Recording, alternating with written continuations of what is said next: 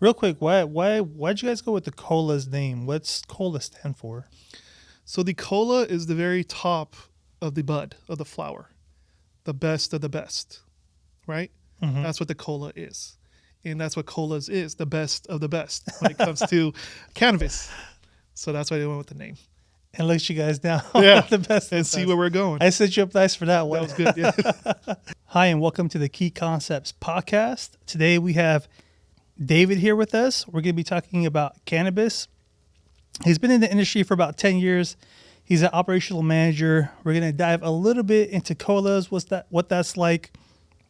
I really want to find the key concepts and unlock your mind about what you know about the industry, where the industry is going, and maybe the vision for colas as well.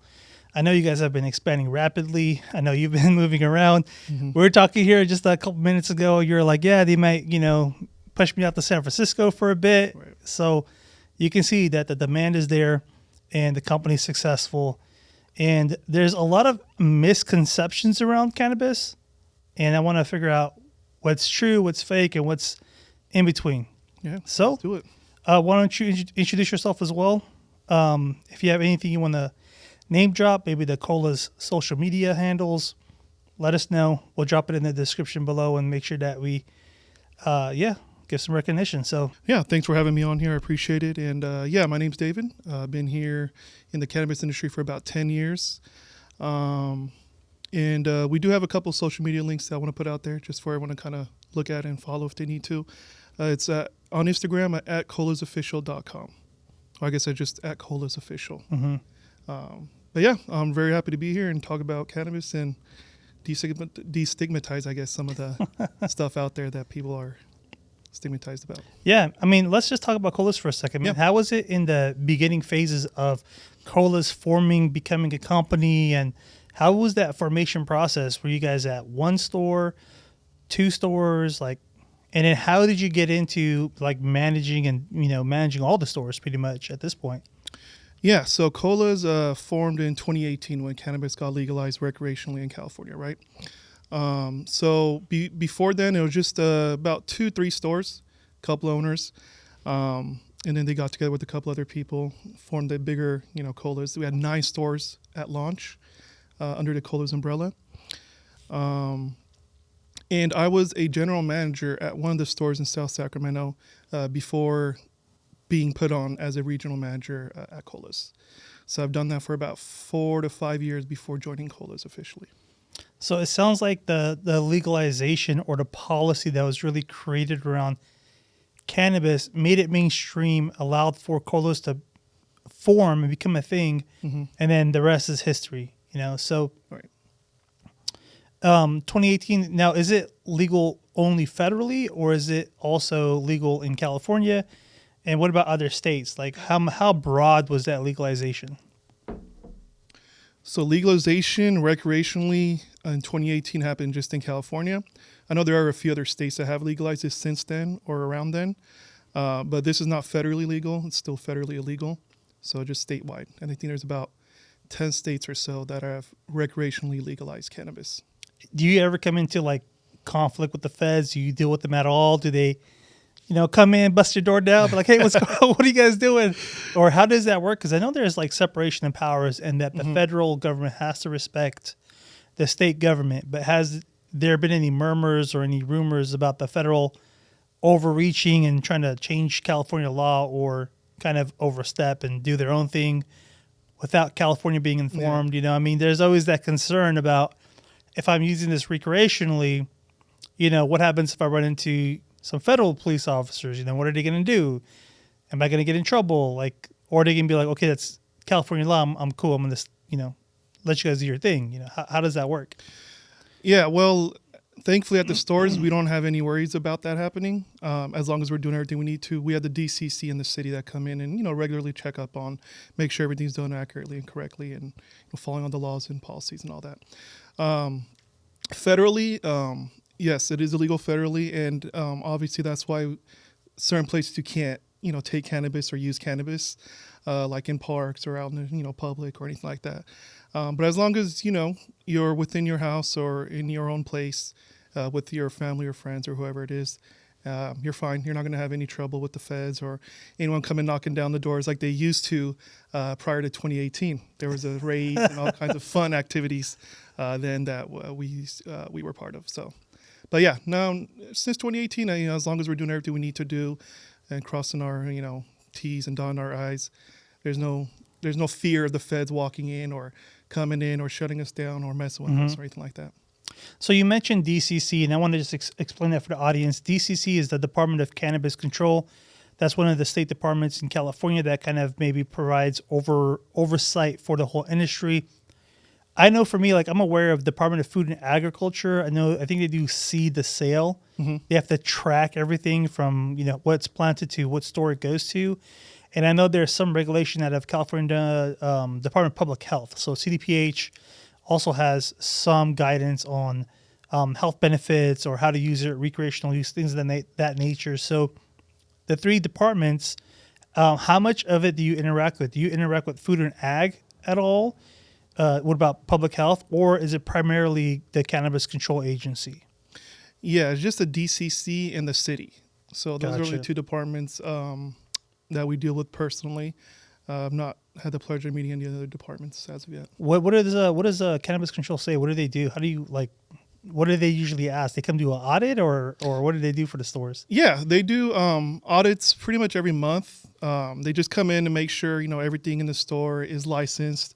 All products being sold are legal, from a licensed manufacturer. That we don't have anything in there that we're supposed to have. That we're following all the policies and procedures and laws set forth, for cannabis. Because again, it's not federally legal, so it's pretty heavily scrutinized. But want to make sure we're doing everything correctly and accurately. But yeah, they just come in and make sure we're not doing anything we're not supposed to do. We're not selling anything we're not supposed to sell. Right. Everything's of legal limits, and we have all the paperwork and licenses in order. They do ask about, deliveries. How we take those in. All the specifics on those and manufacturing. So. Yeah, that's it. They just come in every month. Same with the city. They come in, check, make sure we have all the paperwork in order and everything is done the way it's supposed to be done, I guess. Nice. So tell me you mentioned manufacturing briefly, mm-hmm. and that made me think, there's only so many plants, right? And the soil probably changes frequently. So the quality of the cannabis is probably going to change over time. So how do you manage the quality of your products? Is that on the vendors? Or is there some type of testing? Or how does that production line go? Is there like a vetting process to get it to the storefront? Explain that a little bit. Yeah, so seed to sale, right? So it's all the distributors and the manufacturers. We don't make any of the products. We don't have any control over the quality or quantity or anything like that.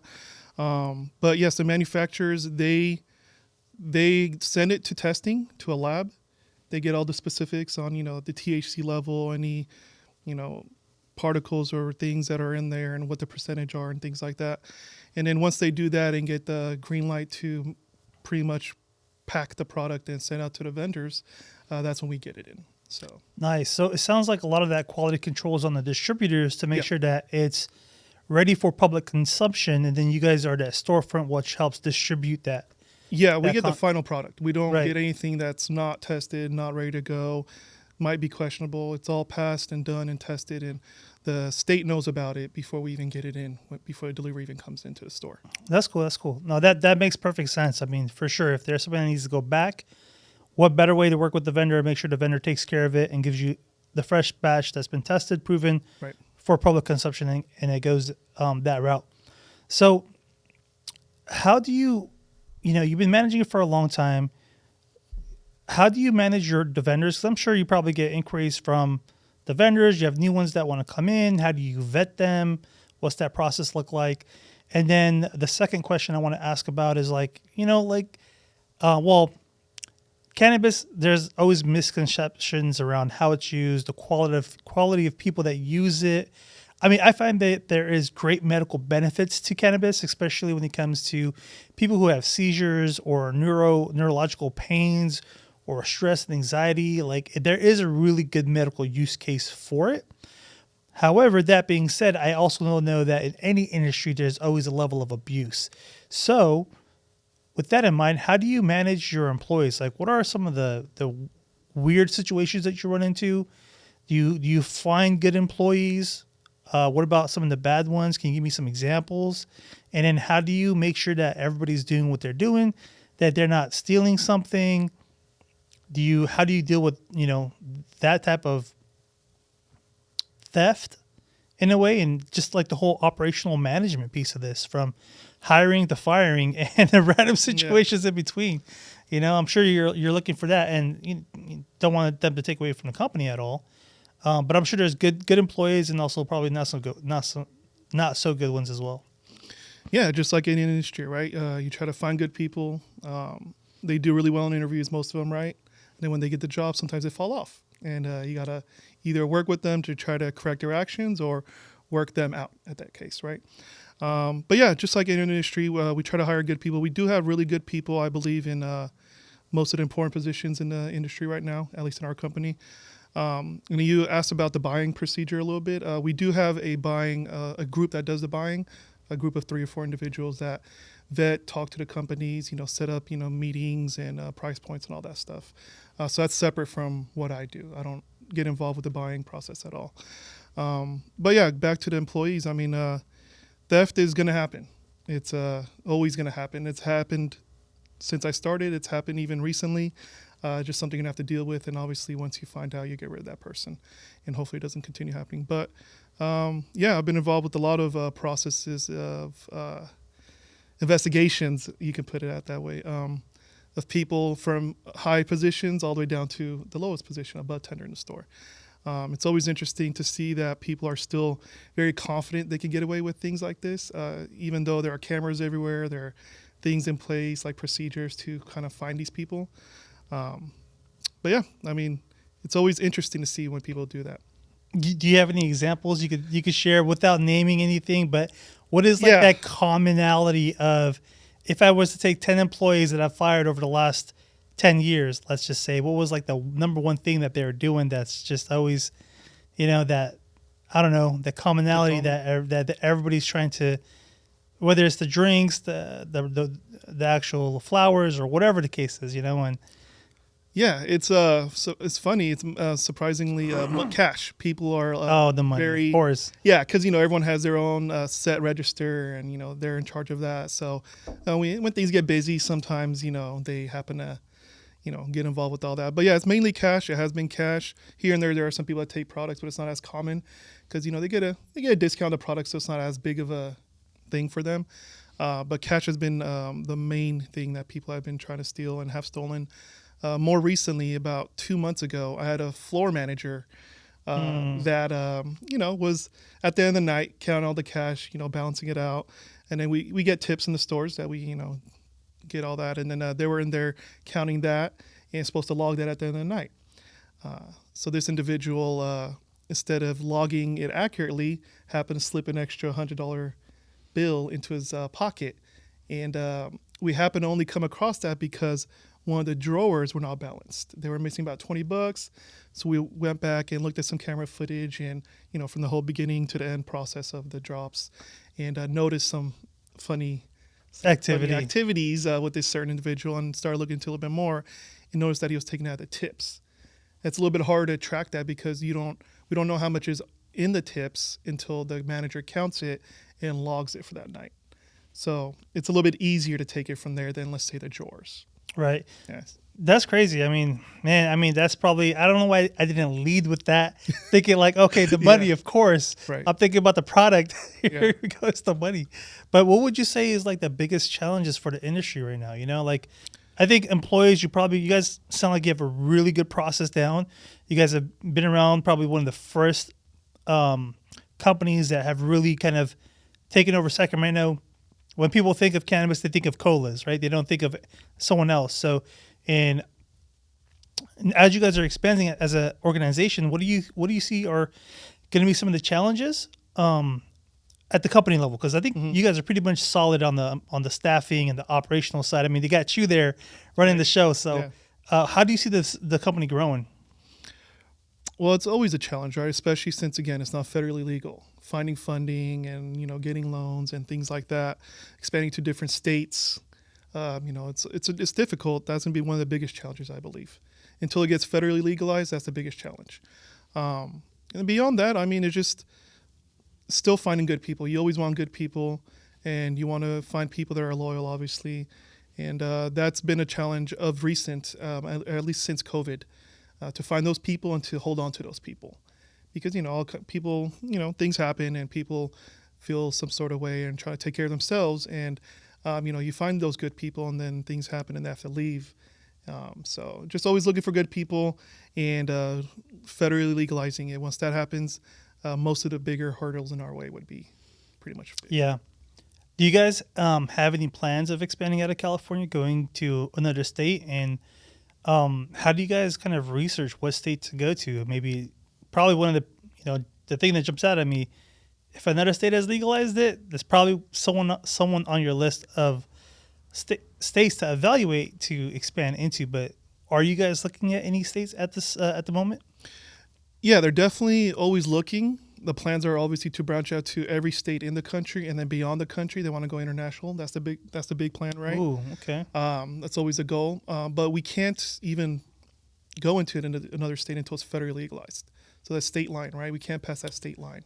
Oh, okay. So again, that's the biggest hurdle. Let's say Nevada, Oregon, Washington, right? Arizona. If they legalized it, you still wouldn't be able to move into that state? No, because we're operating out of California. We're a California business, and since it's not federally legal, we can't cross over those lines and go to a different state to do business. That's crazy. Do you know of any legislation that's coming down the pipeline that might help with just that, federalizing it? Yeah, I mean, there's always, it seems like every year or so, there's like, it's going to the House to get voted on. It may pass the House and it goes to the Senate and gets shut down.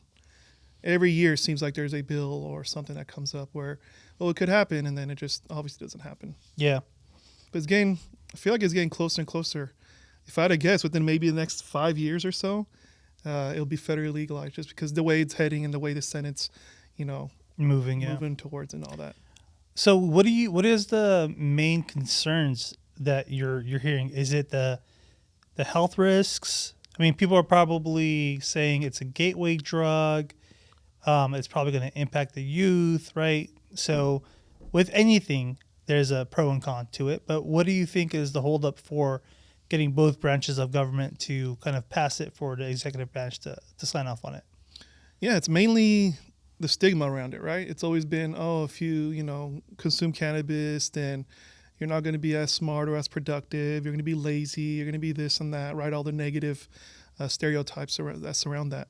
And I think there's a lot of people, old school people, people that either have not consumed it or just were brought up on like, okay, if you consume cannabis, you're going to be this person or that person, not very productive. So them not knowing and not using it themselves is kind of, I think, what's holding back the legislation from moving forward. Some of those older people. So once we get and we have been getting a bunch of new, younger people into Congress that are a little bit more friendly towards cannabis, I think that'll eventually lead the way to legalizing it. That totally makes sense. I mean, it sounds like that cultural push kind of needs to shift for the younger generation to kind of say, okay, this is something part of our generation, so we're going to kind of make it the norm. What are some of those health benefits that cannabis brings? I'm sure there's, THC or other aspects, the oils of cannabis that can be used. I remember way back when I had a coworker saying that they would use it for their back. They had like this oil they would put on and it would alleviate their back pain. And so they needed it. It's very accessible, very cheap, very affordable, so what are those health benefits related to the cannabis industry? Well, you touch on some of them, but yeah, there's all kinds of people that come in. There's elderly people that come in, very young people coming in, cancer patients. There are people that just, with insomnia and back pain, like as you stated. There's all kinds of people coming in. I've seen a customer come in before. This was years ago when I was managing another store, and she wanted to get something for her son. I think at that time, 14-year-old son. So he had cancer, and she was looking for alternatives, and she came back after a few months after having purchased some product and using it, and came back and told me and let us know that the cannabis oil, the CBD, the Rick Simpson oil, that she had specifically purchased helped her son, like I guess it remissed a bit the cancer, so it wasn't spreading as much anymore, and he was better. He wasn't having seizures anymore. He was having multiple seizures per day. So she was very happy, and that just like one of the stories that I just remember very much that still with me to this day, makes me kind of happy to be in an industry where it's helping people, real people with real problems. Yeah. Now, can that, someone under 18, can they get it for medical reasons? They can, as long as they're with someone that's older than 18, like a caregiver. Gotcha. So if they're young, so a parent obviously getting Mm-hmm. approved by the doctor for Right. it can administer it for the kid and everything. yeah, they have to get a recommendation from an actual doctor, accredited doctor, and then they would bring that recommendation in. We would vet it, make sure it's legit, and then once it is, they'll come in and purchase for the stuff. Yeah, I mean that's amazing. I knew, like, I have 2 kids, and God forbid something happens to them, man. I would fly over state lines if I had to, if I heard that there is an opportunity to alleviate some type of cancer, seizure, neurological problems, anything, right? For the kids, I would jump through hoops if I had to. So, do you see people coming from out of state to try and get products? Anyone over the age of 21 from any state, even out of the country, actually, they could come in with a valid ID and purchase cannabis. Wow, okay, I did not know that. Yeah, so I did want to put that there. Like, you don't have to be a resident of California to purchase cannabis from California. So you can be 21 and over from any part of the world, pretty much, with a valid ID or a passport, and be able to purchase. Wow, okay, Yeah. good. That's good to know. Where do you see Kolas going in the next 5 years? In the next 5 years, if everything goes according to plan and it's legalized federally, branching out to other states, right? Right now, we have a few more locations that are opening up and have opened up in like San Francisco. There's a plan to open up one in Oakland, and just branch out in other areas of Sacramento. So just continue to branch out and grow. That's the goal. Tell me about like the marketing that you guys do. How do you guys do like your sponsorships? I know you guys have done a couple concerts and sponsored them, even had your own tents and everything. Like, tell me about that process. How do you guys get those contracts, and how do you guys pop up your tents, and what do you guys offer when you're there? Yeah, we have a whole marketing department that has a bunch of people that works specifically for those kind of things, right? Finding events and sponsorships and deals and things like that. Specifically with concerts, the biggest one we did was Aftershock, and I think the only reason, or one of the major reasons we got into that, is because one of the people we work with had a really good relationship with the person that put on that whole event, and had reached out to him and talked about it, and agreed to allow us to come in for 1 year and do it. And they liked it so much, and it brought in so many people that they asked us to come in every year after that now. Nice. So just knowing people that work with us, and then we have, like I said, a whole department that just constantly is emailing, reaching out to, and meeting people and places and organizations to do events and sponsorships. Do a lot of stuff in Sacramento, like downtown Sacramento and all that.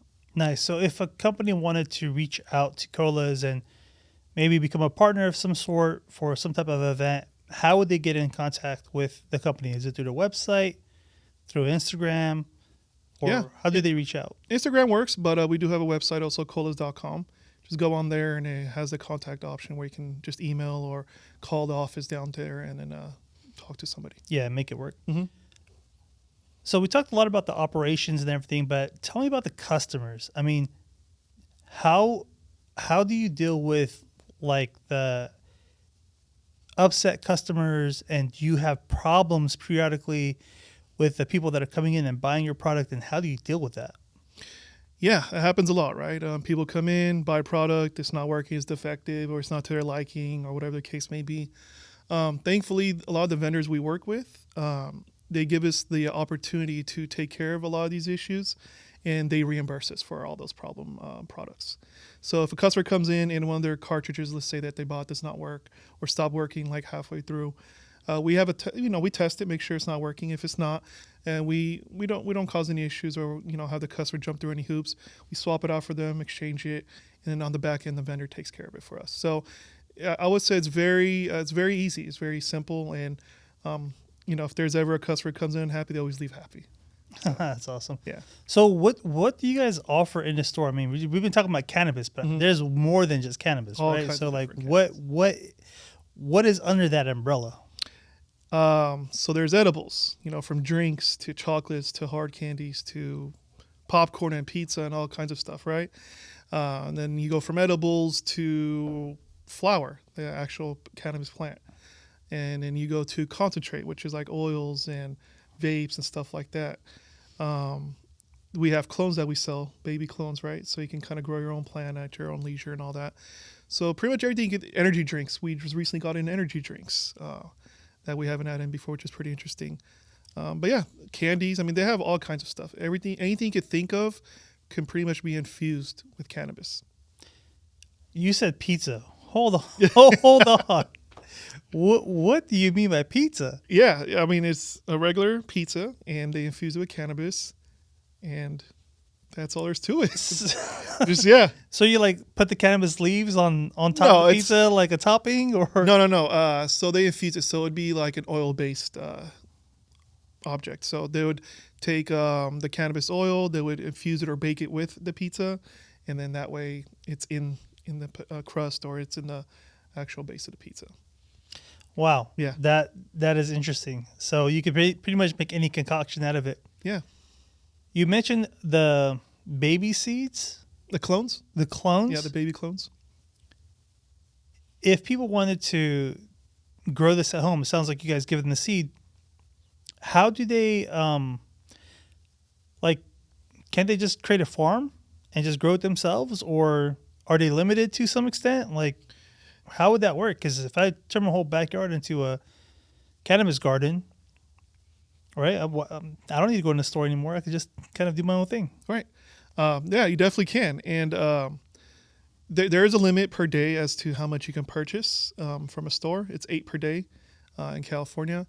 But it's also not that simple, right? To just grow a cannabis plant and have it produce cannabis and you're all good to go. You have to, watch it. You have to water it. You have to make sure you give it the right nutrients, put it under the right sunlight, for the right amount of time. So there's a lot of work that goes behind it. But yes, if you're, one of those people that wants to do that and can do that, you wouldn't really need to go to the store for flour, but then you would go there for edibles or vapes or all these other products that we do have. Now, is the consumer limited to how much they can grow? I'm sure there's some limitation around how much they're able to have. Right. You can grow indoors. So whatever you can fit inside your house. You can do outdoor also, but it has to be like in a greenhouse, like a covered area. It can't be just out, uncovered. And I believe it's limited to about 32 plants total in California. So like a consumer can have up to 32 plants, Yeah, and be within compliance with. Oh, okay. That's pretty cool. All right, so the next thing that jumps out at me is that it's great the consumer can have their own plants, but that to me is going to create that black market, right? Where people are going to want to just grow their own, sell their own. I mean, it must suck having to deal with cannabis control, following regulation, getting constantly audited, probably even dealing with police on a periodic basis for some odd reason. I'm sure they're doing investigations, and they know they're gonna. You're gonna be caught up in the crossfire somehow. So that black market is going to be the way just to fly underneath the radar. So how does that impact the industry as a whole, and just unpack that whole thing for me? Yeah, the black market, right? That definitely has impacted and continues to impact the legal cannabis market. Just in California alone, in the last year and a half, just across the board, 20% down, right? Where we were at like about a year and a half ago to now, about 20% down. In sales? Talking about the sales of cannabis? Sales, yeah, in general. Wow. And they're saying, or at least people are saying now, that it's mainly and largely due to the black market, because cannabis, legal cannabis, there are taxes, all kinds of taxes, especially in California. You have the cannabis excise tax, you have the state tax, the sales tax, you have a city tax. So all in all, it's about 28, 29% tax on top of what you see, sticker price. So you can end up buying $100 product and spending almost $130 at the end of it. So that's turned a lot of people off, especially in the last couple of years of COVID hitting, people losing their jobs, the economy, and all this other stuff, uncertainty. People go to the black market. They go to people they know or just off the streets, and it's 2 to 3 times cheaper than what they pay, at the store or would have paid at the store. So it definitely is a big area of concern moving forward. Now, there's always rumors about cannabis coming from other states, from other countries, or things of that nature. Now, do you think it's all locally, or do you think that black market is coming from people like cartels, maybe either from other states or countries that may be coming across the border and flooding the markets? Like, where do you think that black market is growing their teeth from? And because, like, quality, right? You can't guarantee quality. You don't know. You're not getting a refund if something goes wrong. Like, so there's trade-offs for sure. But what do you think is the root cause of that black market?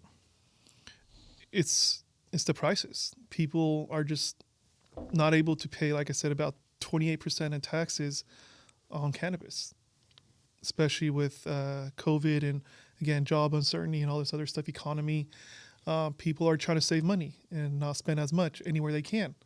And if someone can go get pretty much the same product from the black market for half the price as what they would pay in the store, especially right now, why would you not?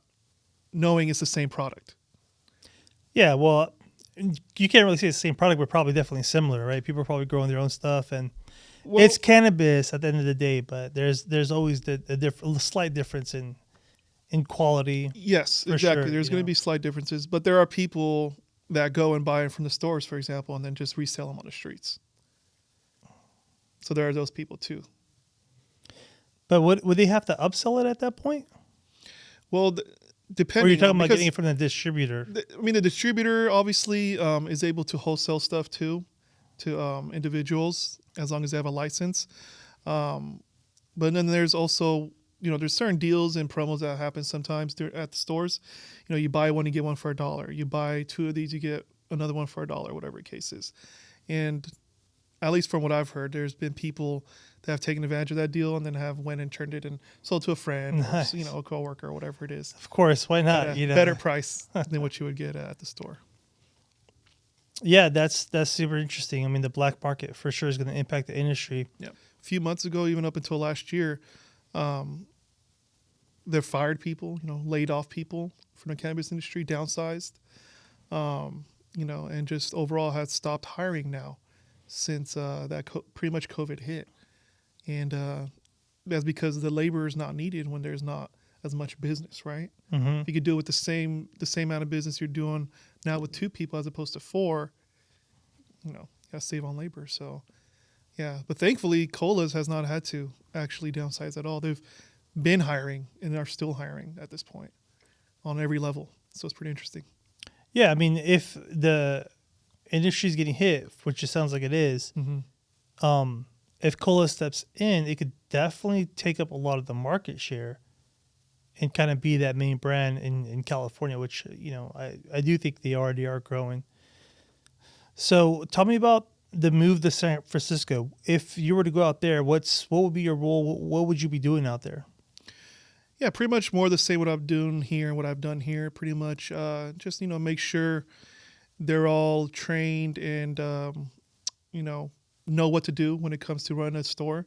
What the laws are, what the procedures and policies are, and all that stuff. And just work with the individuals there to make sure that they're running efficiently out there. So, make sure they're hiring the right people, have the right processes in place.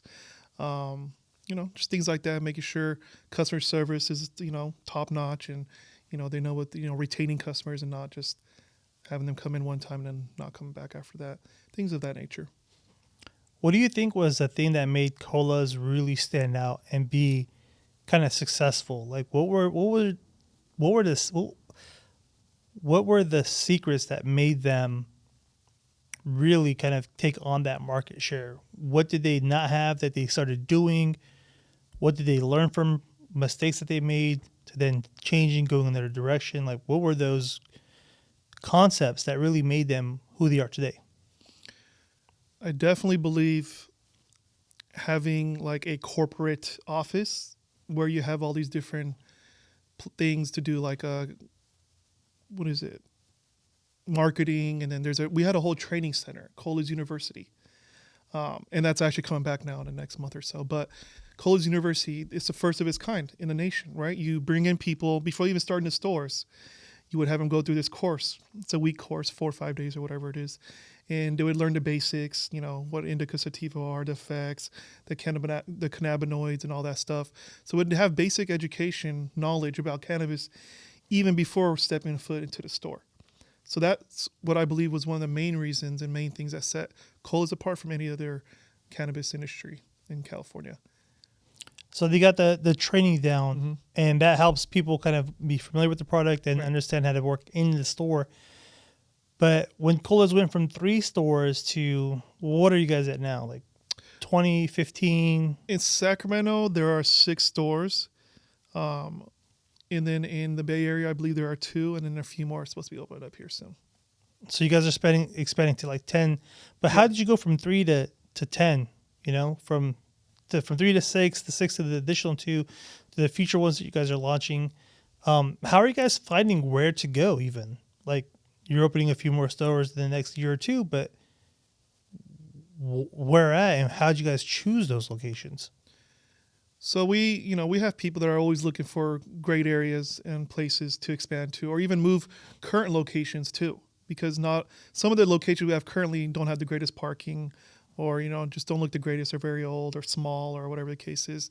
So we have people constantly scouting areas where they could move and open new locations at. And that's kind of the beauty of being that big and having those people at your disposal, is that you can do that, right? You can have somebody constantly go out there and look for great locations and new locations, talk to people, partner with them, or even take over some of the stuff that they're doing, and collab with them and all that. So yeah, just, we have people that are able to do that, and that are, have connections with certain people to be able to do that. So it sounds like the community around some of the top employees or staff in the organization, even people like yourself that know a lot of people who can, through word of mouth, find good locations, affordable rent or mortgages. And I think that's very smart of Kolas to be able to understand that, hey, maybe this customer experience is not the best because of the parking or the size of the store. So let's pivot and just move with their customer base to something that's more accommodating, a little bit broader, a little bit bigger, more parking, so that you guys can provide that customer experience. Like, I think that's a lot of, one thing that a lot of businesses in general kind of forget about is the customer. Sometimes it becomes very transactional, and it sounds like, behind the wheel or behind the curtain, the founders and the top dogs are really thinking about, okay, how do we provide an experience more than just a walk in, walk out type of situation. So that's a really great attribute to have for Kolas, for sure. Well, speaking of customer experience, I want to just touch a little bit upon the new store, the new location opened up. This happened in July 14th of 2022, so last year. It's coming up in almost a year, right? 9 months? Right around 9 months? And that store, have you been to that location? No, I have not. Yeah. You have to take me out tomorrow. Definitely. That's a whole different experience. That's the first of its kind in Sacramento. The largest in Sacramento, largest location in Sacramento. And that experience is completely different than any other dispensary you could go to in Sacramento. So you know how most places, I don't know if you know, but most places you walk in, you have to get checked in, you sit in the lobby, you wait until someone is available to help you out. They come out and grab you and then take you in and, show you around. Here, you don't do that. You get checked in, you walk straight onto the floor. There's, products, it's a whole set of products and vendors and demos and videos. And it's like walking into a regular retail store, right? Just walk in, you see all the products and things, and you don't have to wait for someone to come show you around. So that's one of the great things about Kolas is the innovation and the forward thinking. Because no other cannabis company in Sacramento had thought about doing that or has done that until Kolas came around. And now when you walk in there, just like we have customers every day still coming in, it's like, oh, wow, this place is so huge and it's so nice and I don't have to wait and this and that. So I could definitely see the customers having a great experience and enjoying themselves when they walk in. A lot more than previously at other locations where they have to wait until someone comes and grabs them. Yeah, that sounds amazing. I mean, again, another thing. I mean, as a business owner, you're always looking at ways to improve the customer experience. I mean, how much free marketing do you think you're going to get from that, right? Mm-hmm. People are going to tell their friends, oh, you got to check out this store.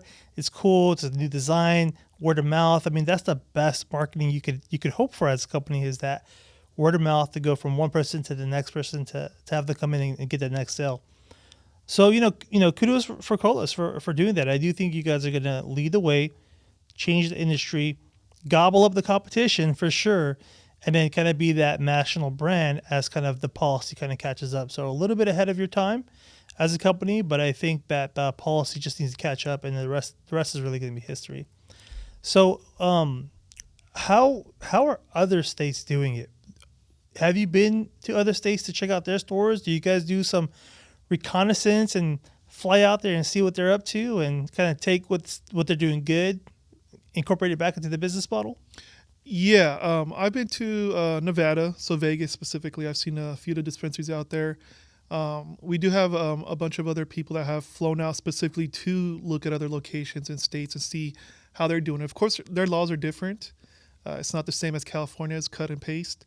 They do things a little bit differently. But they have taken some ideas from like Washington and Nevada where they went, seen what worked, what we could kind of do here and incorporate into our business, and have done that. And that's part of the reason why they launched a new store with some of those ideas in place, like not having a waiting lobby, just walk straight onto the floor and, just like any other store and experience it and do that. So we do have people doing that. I don't do that as much myself personally, but, they are all a little different. So we can't exactly copy and paste too much of what they got going on at other places. For sure. Now, you mentioned Kolas University. I kind of want to go back to that and ask, how did you guys come up with Kolas University, and why did you guys start that in the first place? Like, what was the founding of that, and what was the purpose behind that? So the purpose was to get more educated employees to help the customers, more knowledgeable, so they'd be able to explain, talk about, and recommend exactly what the customer may need, as opposed to kind of, guessing. So we noticed at that time that, we had great people, but there's a lot of people that were coming in, new people, new hires, that just knew the basics, and that's about it. They didn't know the cannabinoids, what effects did what, and, how to recommend certain things to certain individuals.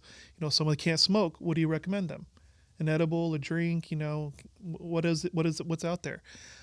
So we saw a need for that, and we had somebody that was working with us that had done something similar like that at AAA back in the day. So very familiar with the process of a university type class, and got together talking, and then eventually decided to do it and launch it, and ever since then have been getting some great people and great knowledgeable people in, and it's definitely shown me the difference from where we were at, like, let's say 2 years ago to where we are now, with the amount of knowledge and just customer service in general, how it's helped immensely.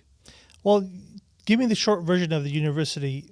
Different products for different use cases. So what are those use cases? You mentioned someone who can't smoke, you recommend them something else. Someone who can't drink, you recommend them something else. So, like, what are those, like, the main things that people use as alternatives? Yeah, alternatives to smoking cannabis. The next popular thing is edibles. So, in solid form or liquid form. And then after edibles, there's vapes. So vaping is very popular. It's very simple. A lot of times there's no work. You just put the cartridge on top of the battery, inhale, it's vape, it's gone. There's no smell, there's no mess.